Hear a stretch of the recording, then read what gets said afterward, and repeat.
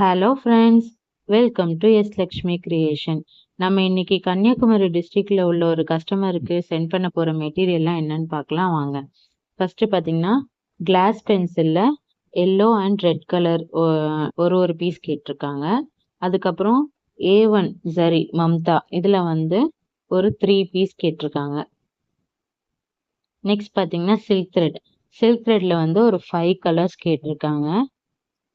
Double bell silk த்ரெட்ல ஒரு 5 colours கேட்டிருக்காங்க.